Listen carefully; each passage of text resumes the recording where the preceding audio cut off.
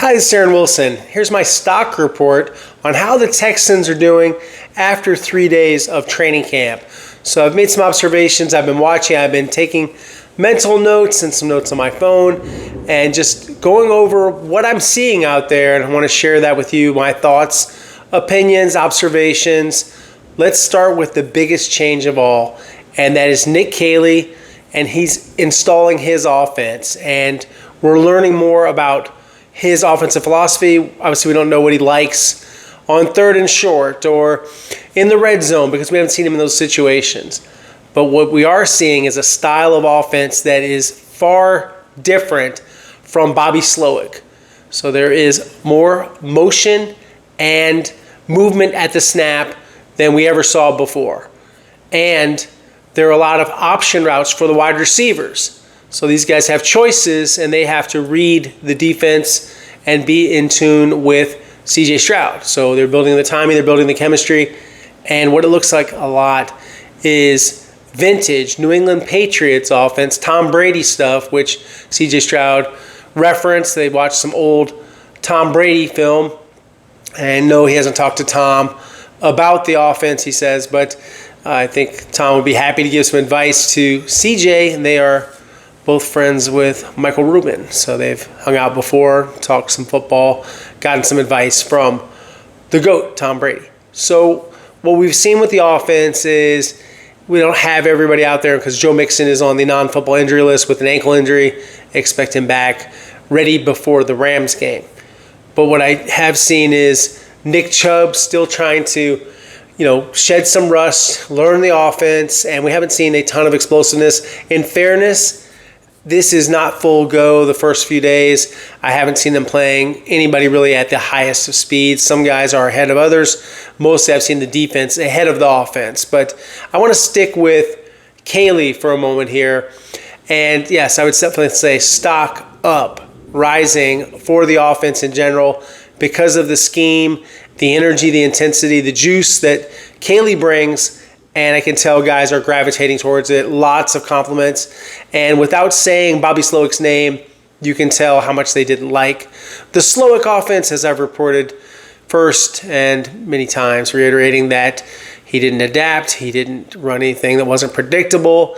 He had relationships disintegrate with C.J. Stroud and other players behind the scenes. He wasn't viewed as conducive to feedback. But we're hearing it's very interactive with Caley, and that Caley listens to the guys. So definitely not just this really copycat deal they did with the 49ers Kyle Shanahan offense, the West Coast version that Bobby Slowick implemented.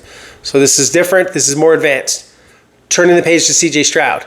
C.J. Stroud has greater ownership and autonomy of the offense. So what he's able to do, that means he can make changes, he can audible, he can change protection schemes, he can do a lot of things with the offense and to really put his stamp on it. And I think having greater ownership, it's only going to be galvanize CJ to greater heights here in 2025 in his third season, a pivotal NFL season for CJ, as he will be eligible next year for a contract, but more importantly in the immediate horizon, trying to win the AFC South division title again and make a long run in the playoffs. And they have set very high goals, very ambitious. They want to do more than just get to the divisional round or even win in the divisional round. They want to, make a Super Bowl run. They want to win a Super Bowl. Otherwise, why do this? Which seems very logical to me. Offensive line, stock up Ariante Ursary.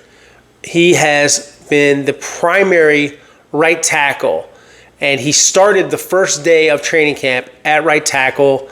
They had Jarrett Patterson play a lot of center. They've also had Jake Andrews play a lot of center. That is a true competition. But Ursary is making his move to cement a starting job and make an immediate impact as a rookie. He is very impressive physically. He's massive. He can move. He looks like he's in great shape. I think he had a very, very good offseason training-wise, and they're excited about him. They signed him to that $9.2 million deal. He is their second-round pick overall. Of course, $11.177 deal for Jaden Higgins, fully guaranteed. So a nice contract for him, and one for Ariana Ursary. And Ursary so far has made more noise even than Higgins, who's made some plays but hasn't made the impact so far of Ursary. It's very early, and I understand all that, but we have to talk about something, and I know you guys are wanting to know more. So where I'm seeing it's better and superior to Ursary, it's size, it's technique, it's mobility, and confidence. And we're seeing Blake Fisher, who started last year at the end of last season as a second-round draft pick from Notre Dame. I'm seeing him with a false start, and he had to leave the field. Cole Popovich accountability factor. Didn't have that under Chris Strausser. Took him out, and they put in Zach Thomas. So that shows discipline will be implemented, and Cole Popovich is a no-nonsense. He means business. Dante Scarnecchia, disciple. Good to see that. I think the guys welcome that kind of accountability factor. All right. So with Fisher, his ceiling not looking as high, really even as Ursary's floor. And I still think Ursary has more room to grow, that he can get better overall as a blocker. But everyone is having trouble with a couple of guys. And this isn't a big shock. But the third name might surprise you. One of my stock ups. Will Anderson Jr. looks so sleek and off the edge, just dominant. And then Daniil Hunter looks like he's carved out of granite, and he moves great. He's a twitchy, explosive athlete with a very creative mind. The way he thinks about his moves, the way he sets up the moves. And it's a real chess match out there with those guys against the offense, and they're a step ahead. But the third guy, Solomon Byrd, USC, had one game last year against the Titans, and he made some noise. He was in the backfield. He was hitting the quarterback and had a couple of tackles. He impressed me. And he's just got a knack for rushing the passer. I was talking with Rod Wright, the defensive line coach, today about Solomon. And Solomon's someone that Arrow's really up on. They're excited about Solomon. They feel like Solomon has some upside. And he's someone that's going to be heard from as they compete for the backup spots. Yeah, I'm sure Darrell Taylor and Derek Barnett are there. But is it Dylan Horton versus Solomon Byrd? Is Horton a lock anymore? I think it's going to be wide open between those guys. But Byrd, to me, keep that name in mind as they get closer to the 53-man roster cut down, because I don't think he's a practice squad guy. I think he looks like a 53 guy, someone that has figured it out, and he's just got a real ability to rush the passer. It's good to watch him. He's got a lot of skill. I really feel like he's got the upside that you want to see from a defensive lineman. A couple other guys I think you could talk about Arrow up, and then I'll kind of dance around going offense, defense, special teams. Cade Stover. Every time I've asked about Cade Stover with Nick Caserio and D'Amico Ryans, I get the same comment. Explosive, edgy type of player, has intensity, plays the game with a hard-nosed style. He is affectionately known as a meathead in Ohio State. That means just guys that love to lift weights, guys that love to hit, guys that like to play football. He's a converted defensive player, so he's still learning at tight end, but he was the Big Ten tight end of the year, and he was catching passes from C.J. Stroud. I think Dalton Schultz has looked okay. He looks better than last year to me.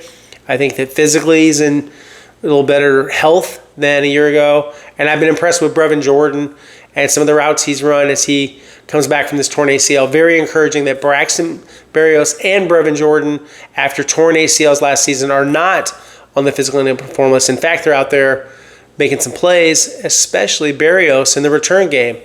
And Frank Ross, the special teams coordinator, noted him and Nick Neiman and Justin Watson as players he really wanted to have on this team and prioritize. So Frank has significant input into the roster, and he was a former scout with the New England Patriots.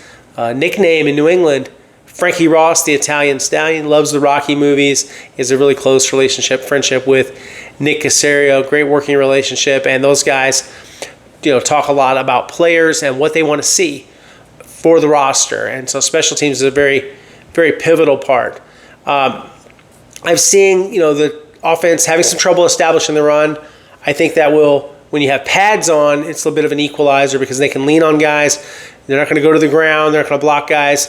They're not going to chop block, all that sort of thing. But they are going to, on Monday, be in full pads. They will be in shells on Saturday, which is the first day of practice open to the fans, so you guys can make your observations. your videos, I think, from the stands, whatever you want to do.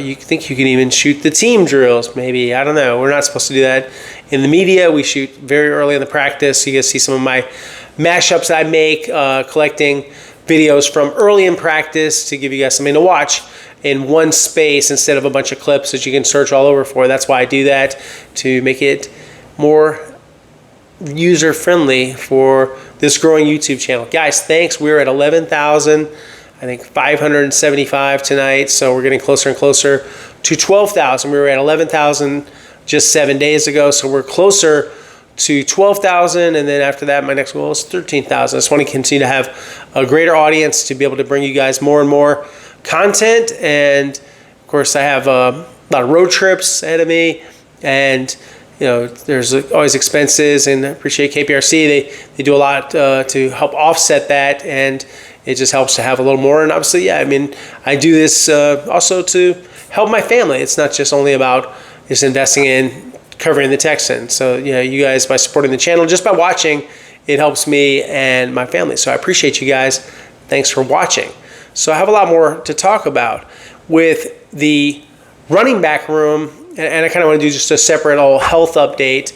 But, you know, they're a little thin there at running back right now without, you know, having Joe Mixon and Dameon Pierce. Dameon has a quadriceps strain. So we're seeing more of Nick Chubb, Dario Ogunbowale, and Woody Marks, the rookie, who looks smooth catching the football especially. So another guy that I think is kind of on the up. Jalen Noel, who had a strained hamstring during the minicamp, and is now 100%, showed me a lot of speed, very good at getting into his routes, and it's a smooth route runner, someone that you can count on to catch the football. And it looks a lot like Christian Kirk. So you've got two slots, which is something that the Patriots had. And so it reminds a little bit of New England. And this also reminds the players, like Titus Howard, I'm going to be remiss not to mention this. He said it reminds him of what Bill O'Brien was doing. And John Mechie III said this reminds him of what they did at Alabama. That's also where Bill O'Brien worked before going to the Patriots and then Boston College. So I look at what they're doing, and it definitely has that Josh McDaniels, Chad O'Shea, Dante Scarnecchia stamp on it. And we'll get into more about Cole Popovich in our conversation, which you can also check out here. There's a whole long, nearly 10-minute video of Cole talking about his philosophy and how he wants to see the toughness standard from the offensive lineman and no mental busts. And he wants everyone to respect the offensive line, and he wants them to earn that and be reliable. And yeah, it's definitely music to the ears of Texans fans for a much maligned unit. And he still says they have a long way to go. And I agree with that, but I think that he's teaching it the right way. He's talking about football the right way, and I can tell the guys have the buy-in because I've known some of these guys for years, and you can tell when they really believe in someone and they believe in Cole Popovich. And I believe they should. I think that he is an old-school coach that learned from one of the greats, Dante Scarnecchia, so he's implementing a lot of that old-school philosophy into the Texans' blue-collar work ethic. It's about the team. It's not about one guy. And don't jump off sides. Know your assignment. Don't commit penalties. Show some toughness. Get in the weight room. Be strong. Be tough. Have fun out there. And he wants to see clean football. Eliminate bad football. And a lot of the things he talks about just really resonated with me listening to him talk about what it takes to be a good offensive lineman and what he wants to see from the offensive line as a collective. And remember, when you have five guys working together in tandem with the offensive line, it can be a beautiful thing. Like the old Hogs with the old Washington football team, the way they would work in concert. He didn't say they would have necessarily a lot of pulling. He thinks they pulled some last year. They did. But, yeah, a lot of guys, other on special teams, trying out for return. So we've seen everyone from Braxton Berrios, Jalen Noel, and Christian Kirk. Berrios is just a cut above as far as smoothness at catching the football and turning up the field and not wasting any motion. So I see Berrios doing a lot. He's also looked good at wide receiver, and he beat D'Angelo Ross on a good route. I've seen good things from Jared Wayne. I think that Jared working the sideline, size he has, he's more explosive, looks better to me than before. As you guys know, Jalen Petrie did have a pick 6. I feel like he finished it. Some debate whether that's a touchdown. I thought it was a touchdown. And they certainly celebrated it like it was a touchdown. He picks off C.J. Stroud, and he's played some nickel. He's also played some safety. Arthur Mollett has been the primary backup nickel. They signed him right before camp, as I reported. A one-year deal. Former Ravens and Steelers corner.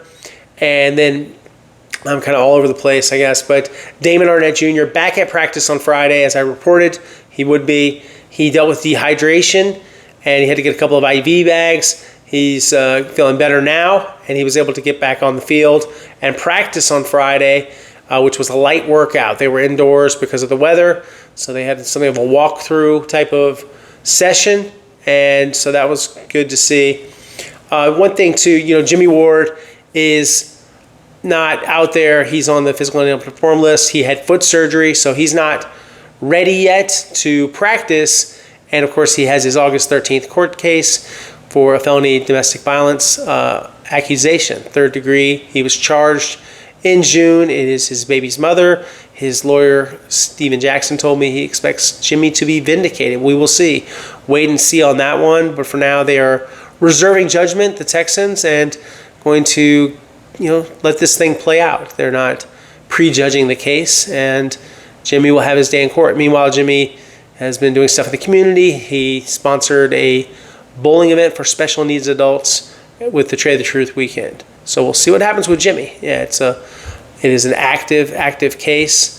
So we'll see what's going on. People have asked me about Tank Dell. Tank Dell, I do not expect to play this season. Tank is making significant progress, but it is in his best interest that he does not play this year. So I do not expect him to play this season. And I think he is on the PUP list, but I think eventually he'll be on reserve PUP or injured reserve, and we'll see how they handle that. Derek Barnett, haven't gotten an update on Derek, on what's up with him. Denico Autry, who's also on the PUP list with Derek, has a knee injury that he's still recovering. They're just taking a long view with him. He's 35 years old, and so they want to take their time with that. And meanwhile, they worked out a couple of defensive tackles. Cameron Young. Cameron is a former Seahawks 4th-round draft pick, Mississippi State. They have an international defensive tackle prospect, Chisholm Nodebuse. So, yeah, a couple of those guys. They did not immediately sign one. They might sign someone next week because Kurt Heinisch is also on the PUP list. So they're a little thin on the D-line in terms of numbers. So they are looking at whether they want to add someone.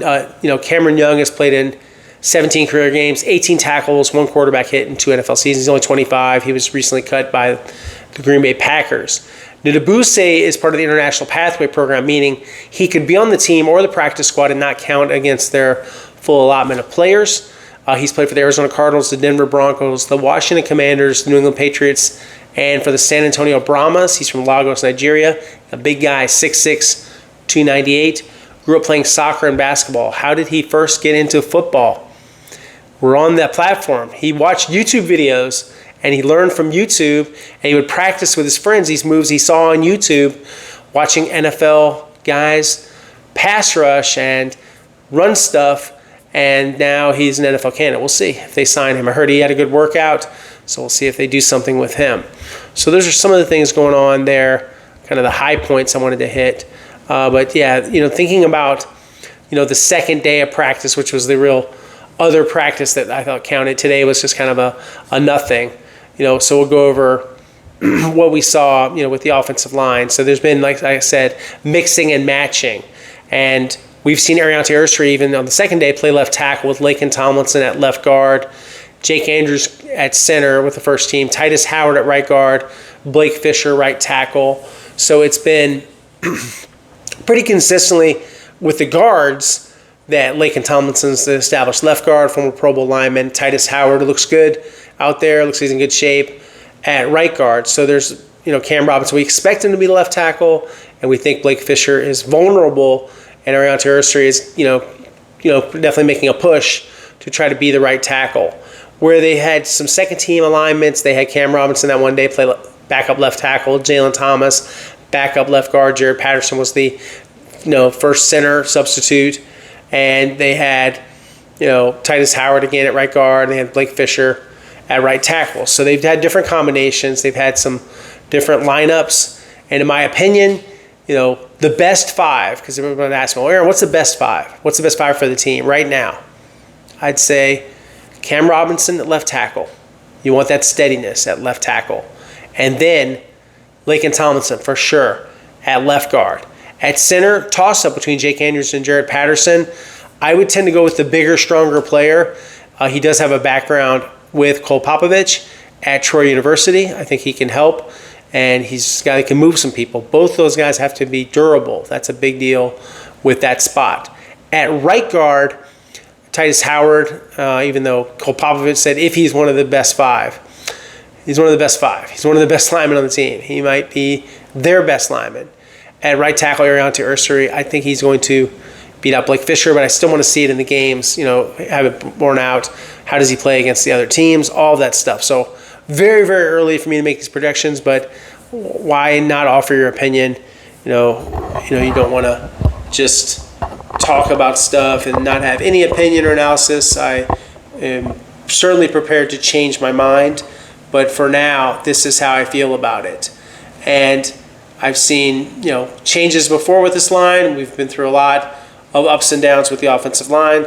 It is a new day in Houston with the offensive line, and that was really reinforced in the conversation with Cole Popovich, which I encourage you guys to watch, to hear the guy we've been talking about for several months since he was promoted to head offensive line coach and run game coordinator. And listen to him talk about the players he has and the offense and his background with Bill Belichick, Nate Scarnecchia, Josh McDaniels, Chad O'Shea, and of course Nick Caley. And they were both guys learning the game at the NFL level from all of those great coaches. So that's really the bedrock foundation of Cole Popovich, a former Fresno State lineman. There was some joking about how much he can squat. He said he's not squatting heavy anymore like he used to, but you can just tell a former lineman, Fresno State, very respected program where Logan Mankins is from. Logan, one of the great Patriot offensive linemen of all time and one of the best linemen in the past 15 years to play in the NFL. Just a real tough guy, legit.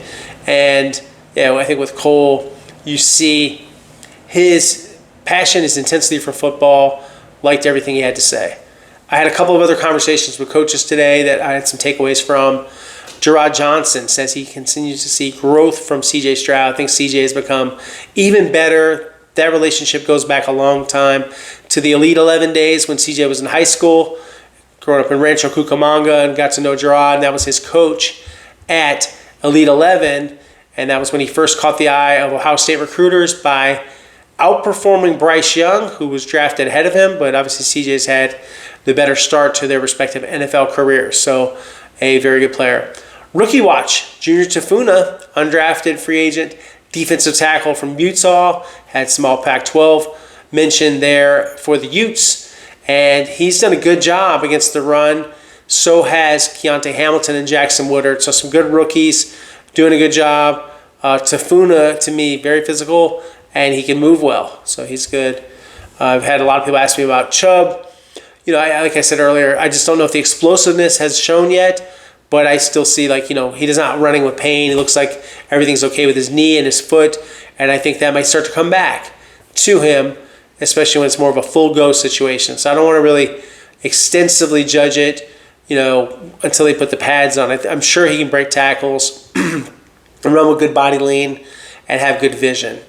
And, I've seen okay things from Jahar Jordan. He's had some good runs, but he's very far back on the depth chart.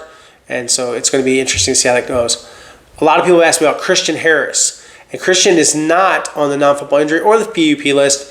He has a calf injury that he's made some progress from. I'm told he may get activated as soon as next week. That is the hope. He has been in street clothes at practice. He's working very hard to get back out there. He aggravated that calf injury last year, and it cost him the entire season. A lot of people ask, well, how can you have so many injuries with muscle pulls when he's in such great shape?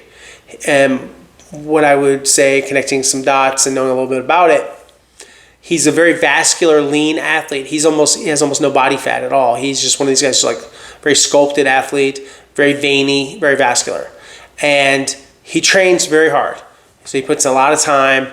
He's out there on these hot fields in the summer, working out, and I think overuse may have affected the calf last year, and then he came back too soon. And then it's a repetitive story, sequence scenario where he comes back and then he hurts his ankle. And he just wasn't that explosive at the end of last season. So then he misses the entire spring, and this is the final year of his contract. And it's really sad because it has derailed his career, which was so promising. Just remember, guys, I know that it feels a little bit like ancient history, but the interception of Joe Flacco for a touchdown that DeMeco Ryans engineered, coaching him, telling him where to line up, where the football was going, and he followed that advice and he scored. And Christian Harris is capable of doing that again. But for now, it's Henry To'oTo'o, it's EJ Speed, and To'oTo'o has been very steady, and he's making plays, and he missed time in the spring, but he's out there full go, and so is EJ Speed. So we'll see what happens with those guys.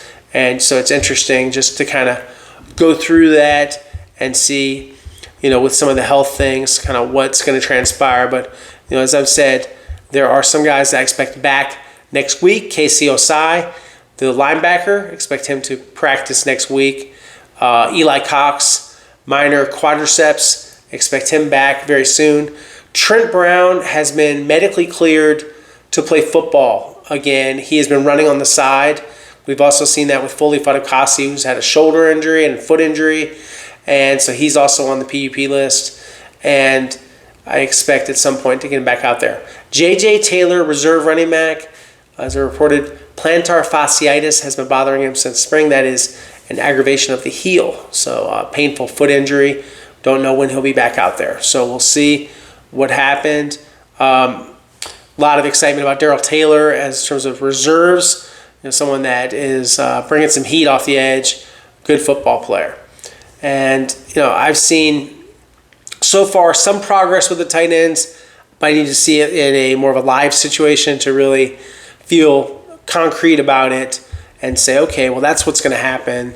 That's how it's going to look. So looking at, the Friday work, so we had Cam Robinson at left tackle, going back to the offensive line. I'm a broken record, but offensive line watch is in full effect. Laken Tomlinson left guard. Jarrett Patterson played center. Titus Howard right guard. Ariante Ursa at right tackle. And they didn't say when they're going to name the 5 starters. They're going to take some time with it. Not yet. You need to see probably a couple of preseason games before they make those sort of decisions. There is no rush to do that. But I think that they want to get to that point. And I tell you this about Ursary, going back to him. Popovich praised him heavily, praised him for his size, his strength, his power, his ability to anchor at the line of scrimmage, the toughness from him. And Titus Howard noted the flexibility of him playing left tackle and right tackle. So all good things with him. And, talking to Frank Ross, they like what they've seen so far from Austin Brinkman, the rookie long snapper. Big shoes to fill with John Weeks gone, but that is the guy that they're projecting as the new John Weeks. John Weeks had a legendary run here, so we'll see what happens with that. And a couple things, working on some interviews, so hope to talk to Kate Stover, Derek Stingley Jr., and some other players very soon. Have more conversations and more coverage for you guys. So we have an interview up with Gerard Johnson. We have the interview up with Cole Popovich. We have a Jake Andrews interview. So when we have these exclusives, we want to bring them to you guys, let you see them here, and of course on TV at KPRC2 with Randy McElvoy. And again, you can find a lot of my stuff in a lot of areas. There is, Twitter and X at @AaronWilson_NFL, where I have 110,000 and change followers, and getting closer to 111,000. So let's want to beef that up. On Instagram, we have about 10,600 people, and I'm also, of course, here. And the channel, as I noted earlier, is growing. We're getting closer and closer to the 12,000 mark, and I want to keep it going. And I appreciate the community. You guys probably notice I'm answering questions, or I'm reading all of your comments, hitting like, watching that. So I like the community we're building here, and it's a spirit of sharing. So you guys have comments, that's great. I'm open to anything. One guy said my camera could do some work. That's fine. I'm all, nobody's perfect. I'm open to all constructive feedback. Do my best for you guys, and that's what's important to me is effort, like football. Got to try hard, be a try hard. As they say, a hard trier. That's another one I like, another cliche, hard trier. But sometimes that's known for just being like kind of a Rudy, like a guy can't get it done. But I try to get it done, try to deliver the goods for you guys. Obviously, first things first, I have to do my reporting. I have to do my stuff for my television station. But very, very happy about what we're doing, the progress that's being made. And as I noted on Saturday, and a lot of you guys that have tickets, you can watch the team. They will be in a longer practice, a longer workout. We'll see if the weather cooperates, how Mother Nature treats this day. Are we going to get flooding? Are we going to be inside? What's going to happen? If they do go inside, obviously the fans cannot be accommodated inside, so that would be unfortunate. Cal's Cookout, Cal McNair, scheduled to have his annual hot dog and hamburger cookout, and so that's always popular. Those are free, so he can get in line and get a hamburger and a hot dog from Cal. Cal's a good grill man and a man of the people. He's out there grilling, sweating in the hot smoke, and respect what Cal's doing there, and just kind of showing, hey, thank you for being a fan, thank you for showing up, and here's a nice hamburger and hot dog. They taste good. I usually get one to go, and I thank Cal for cooking up some burgers and dogs, and his wife Hannah's out there serving them up. And for the McNairs, that's very fan friendly. Most owners in other cities, they don't do that. They don't cook hamburgers and hot dogs and then personally hand them to the fans. Even the most blue collar kind of laid back owners, like I covered Steve Bisciotti, who would tell you, the Ravens owner, he sort of was a C student. He was a self-made billionaire, started his business in his basement of his family and maxed out a bunch of credit cards, took out loans to start a technical staffing firm. But yeah, I can tell you, for Cal and guys like that are billionaires, it's cool to see him getting out there with the fans, mixing it up, talking some ball, and having some barbecue. So hamburgers and hot dogs. And this is a practice that fans, if they get a ticket, they can be there. And they will not be in full pads, as they noted. They'll be in shells, meaning they'll have shoulder pads on.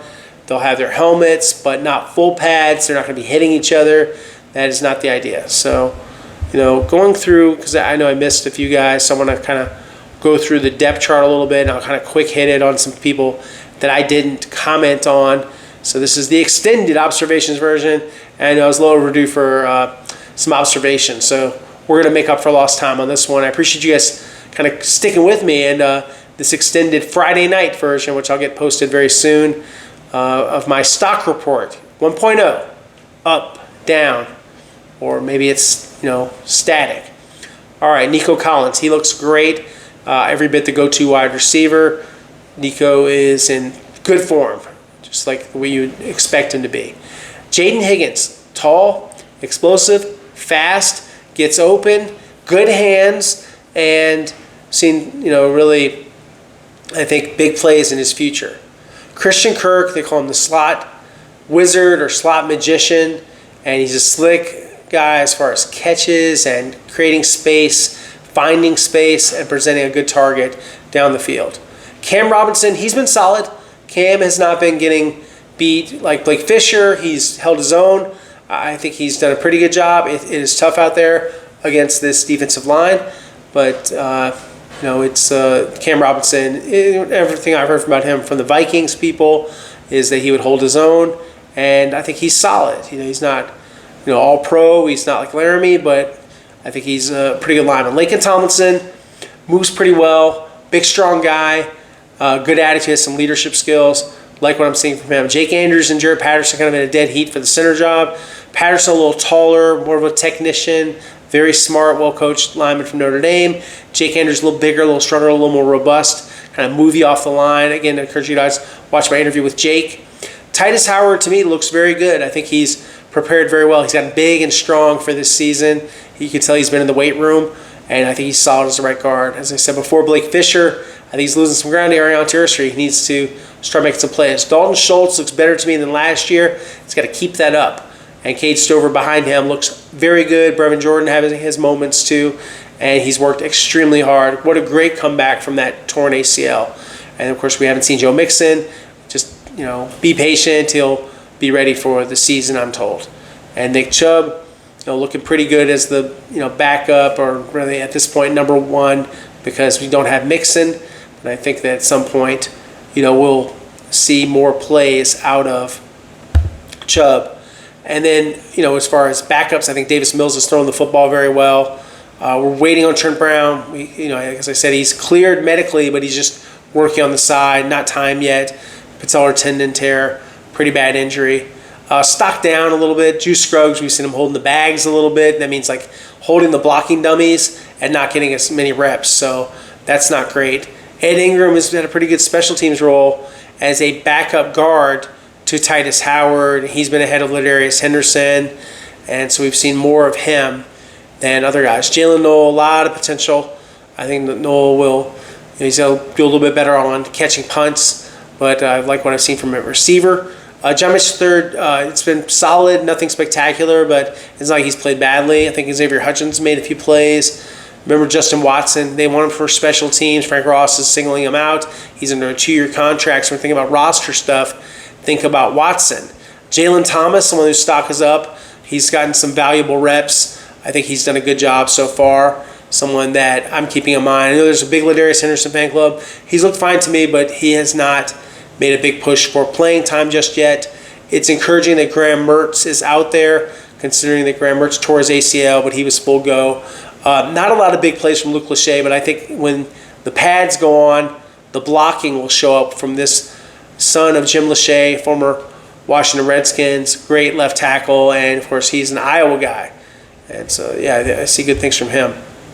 Going through the defense, Will Anderson Jr., pretty much unstoppable so far. Nobody's really blocked him very well. Tim Settle Jr. making some noise there in the middle. Seen him a lot with the ones.